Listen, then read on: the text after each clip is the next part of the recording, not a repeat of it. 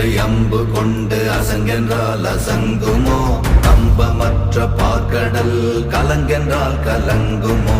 இன்பமற்ற யோகியை இருளும் வந்து அணுகுமோ? செம்பொன்னம்பலத்துளே